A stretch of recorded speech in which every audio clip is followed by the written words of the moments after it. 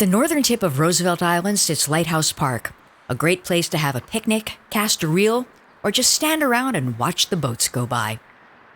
Look to your right, and there's the Queens waterfront, Rainey Park, the Socrates Sculpture Park, and the Costco on Vernon Boulevard in Long Island City.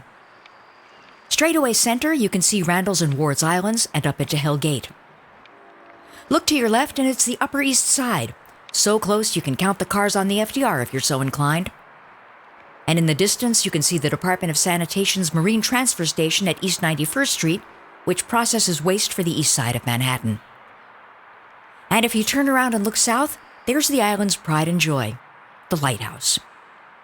The Blackwell's Island Lighthouse was built in 1872, designed by James Renwick.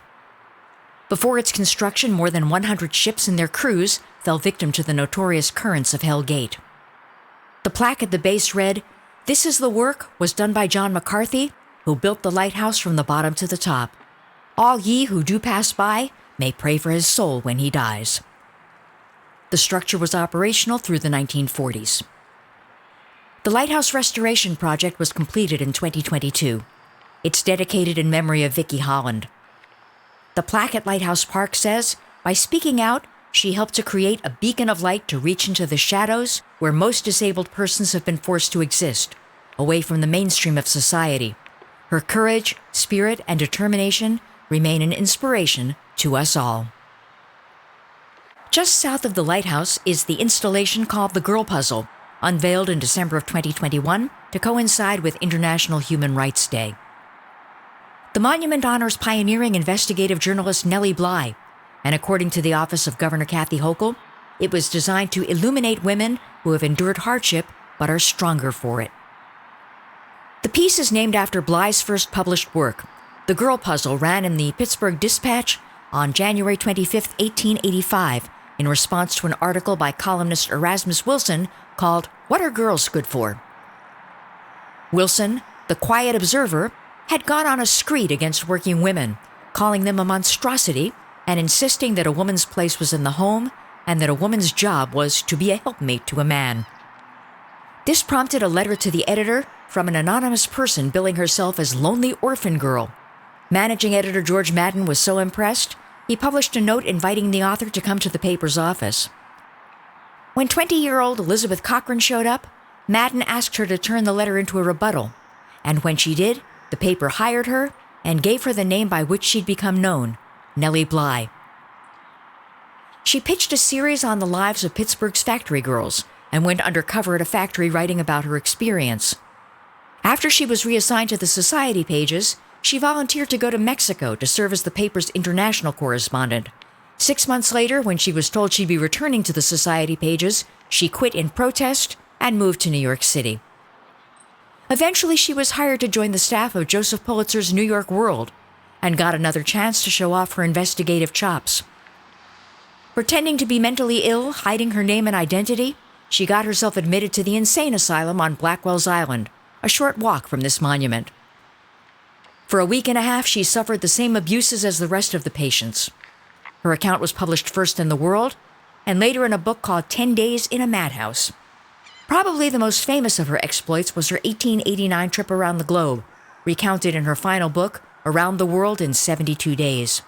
After a long career in journalism, Elizabeth Cochran Seaman died of pneumonia in 1922. She was 57 years old. At one time, Roosevelt Island was home to several hospitals: the New York City Lunatic Asylum, Penitentiary Hospital, Charity Hospital, later known as City Hospital, the Smallpox Hospital, Metropolitan Hospital, but the only one left today is NYC Health and Hospitals Kohler, also known as Kohler Rehabilitation and Nursing Care Center.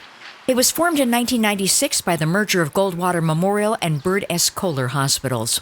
The Goldwater campus closed its doors on New Year's Eve 2013, transferring patients to other facilities around the city. The buildings were razed, and today the site is home to Cornell Tech. Kohler is considered one of the largest public nursing facilities in the world. It offers comprehensive short-term rehabilitation, long-term skilled nursing care, and specialized memory care services.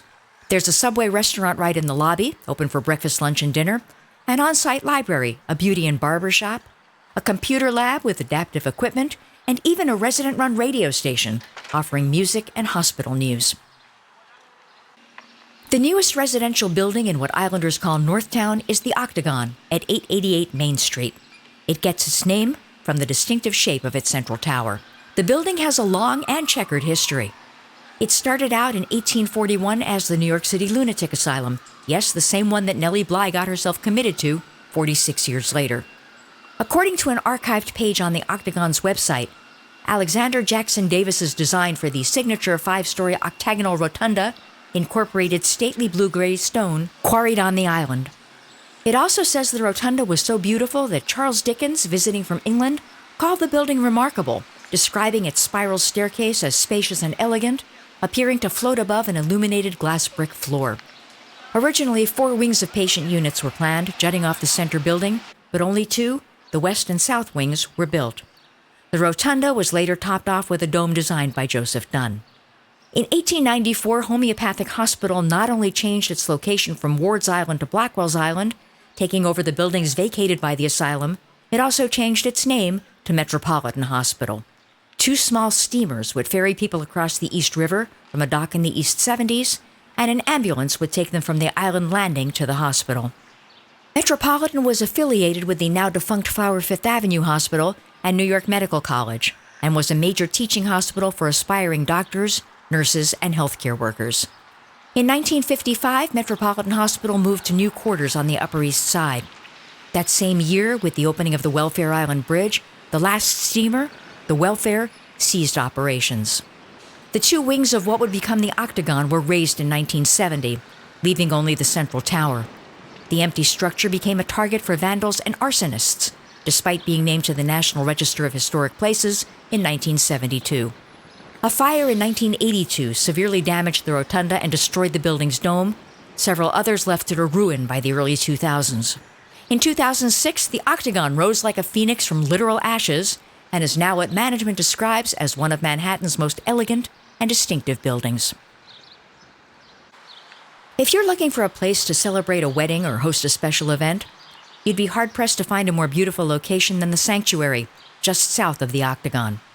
Just as the Octagon has a previous history as the Lunatic Asylum and Metropolitan Hospital, so does the facility that's been reborn as the Sanctuary.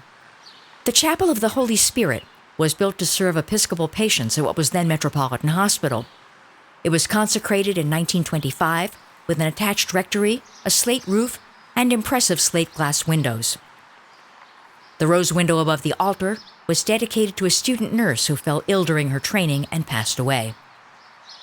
According to the Roosevelt Island Historical Society, the chapel was later rededicated to the Order of St. Denis. When the hospital relocated to the Upper East Side, the chapel was abandoned but left in place. It remained unoccupied for the next 2 decades. First, in 1978, Metropolitan Hospital chaplain Richard Hemm moved into the rectory, staying until the early 1990s. Then, in 1997, the chapel was refurbished and occupied by the Redeemed Christian Church of God, which held services on Fridays and Sundays. It was later renamed Dayspring Church.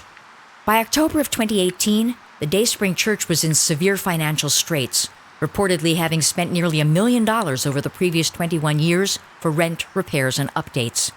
They created a fundraiser on Facebook, trying for $60,000 to pay off their back rent, but were only able to get 12 people to donate, raising less than $3,000. They were evicted in January 2019. The Sanctuary originally opened as a beer garden and speakeasy with a fundraiser for the Titan Theater Company in September of 2019. But it wasn't until it served as the venue for a wedding that it took off and became what the Times in 2023 called New York's newest wedding hotspot.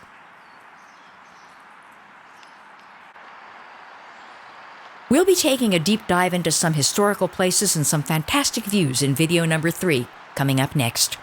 I'm Anita Bonita for Channel NYC.